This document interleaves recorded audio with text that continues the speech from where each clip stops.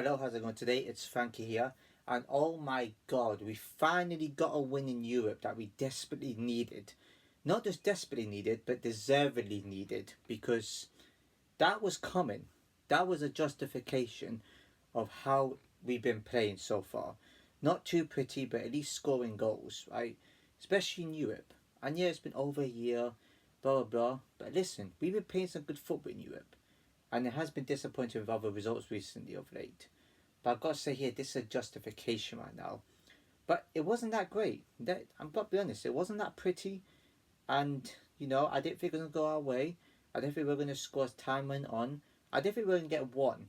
I was like, all United need is a bit more of a better football and a bit of better finishing and better passing, and we'll be okay. But Pauk had their moments to try and score too.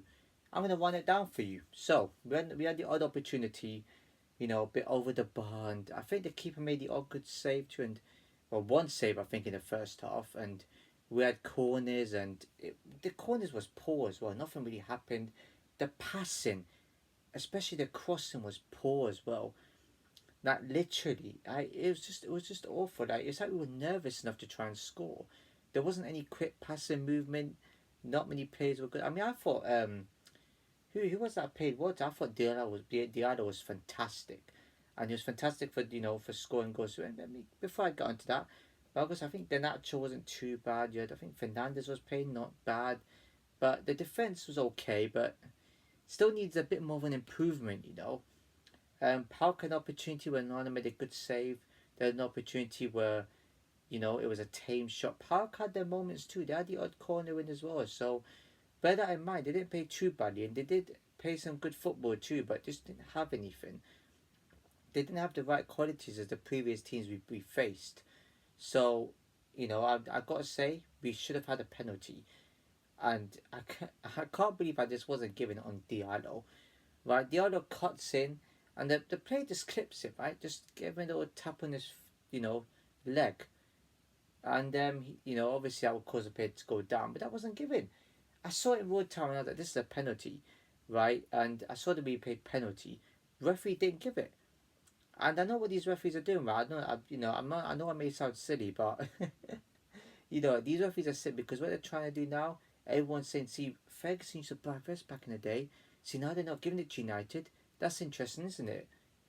No, not really.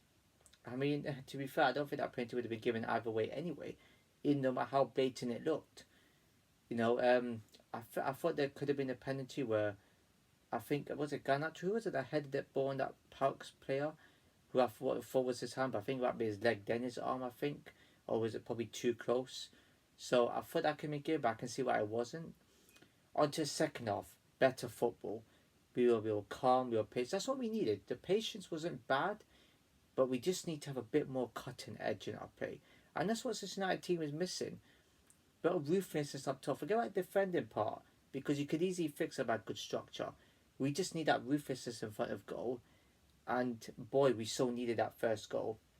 I was watching the match, I was like, we need a goal now. And we thought we could score. We do deserve to score somewhere. This United team's been craving for goals somewhere. And it will come if you show a bit of quality. We came in from a good cross, and boom, Amadeo goes in with the first goal.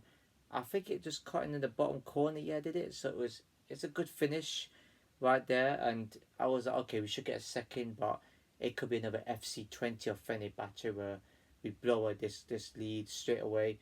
Shockingly, we didn't. But bear in mind too, we're playing Palco and we have struggled with teams like them. Bear that in mind, but we still got to win the game. And Palco an opportunity where right in front of the goal, a tame shot that Onana was easily caught. And there was another opportunity where they were through on goal the odd time, and one time actually I think. Were they through on goal? Not that much actually, to be honest. They weren't popping shots, but they were knocking the door just a bit, huffing and puffing. I was like, we can't keep the ball. We practically were holding on here. We can't keep the ball, and we still got to beat them. United have struggles with teams like this, so we still got to be what's in front of us. Passing movement was very frustrating, and I was like, okay, we could do it again. Yeah, Casemiro was a bit frustrating. You got to admit that he was okay in the game, but he was a bit frustrating. I thought he was going to get himself sent off somewhere, but yeah, So far, no, so far so good, especially defensively. And then the second goal comes in from Amad Diallo. Oh my God, what a peach of a goal it was. Great finish into the corner. And I said 2-0 and it could have been game over. Feeling that Pauk could have, got one back.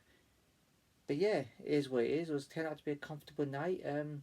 Still more finishings needed. We do mess about in the final third, so that needs a change. So yeah, there's not really much else to report in this match, right? We did deserve that. We are 6 points. Should have been at least 9, possibly somewhere if we would have beaten Porto, which we should have done.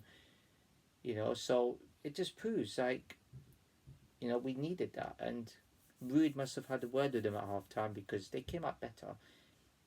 On that note, talk about some of the other scores. I'm only going to mention the main ones. Chelsea 8, Noah 0.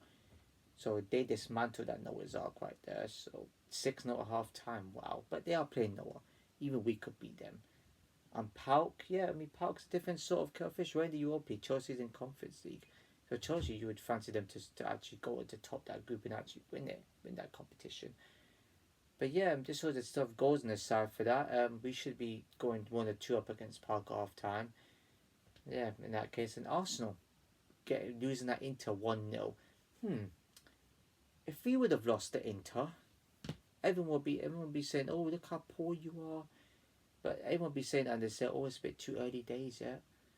And I also should have had the penalty with that. I don't know, with that goalkeeper Benito. Was it? Who was it that was forward? Who was that got clattered by the keeper that in that game? I forgot who it was now. But Inter had a penalty on, which was obviously handball, and it went to net. And Inter, you see the stats; they also dominated, but Inter obviously a defensive. They didn't play the defensive game. Sporting 4, City 1. Now I know my team's not in the Champions League, but come on, City, you should be beating them. A team of your caliber should be putting 3-4 past them. Just like you did, I think was it what 2 seasons ago you beat them 5-0 away. I think it's that same team. So what was so different this season? Maybe it's because of Super Ruben Amorim that is managing them now. That's probably what it is. I don't know. Liverpool 4, Leverkusen 0.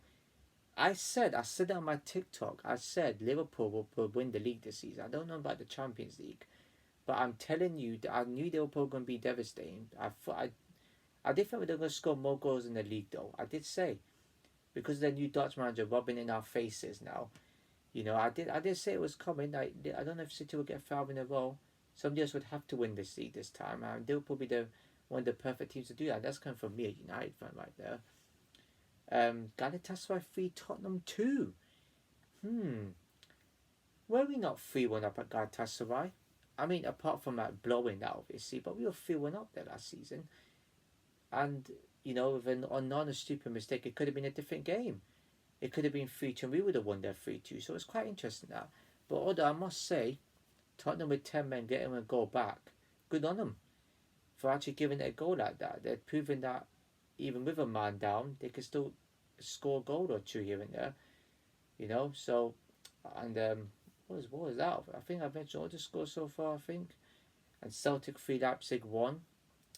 One night for them. I think Rangers went to Olympiacos and drew 1-1. So that's a good point for them. I mean, it should be anyway. So I think that's all the scores that I gathered. So all we have to do is go on to the next game. I'm pretty sure we've got who have we got? We got Leicester at home. So yeah, I could see us winning that. 2-1, I think.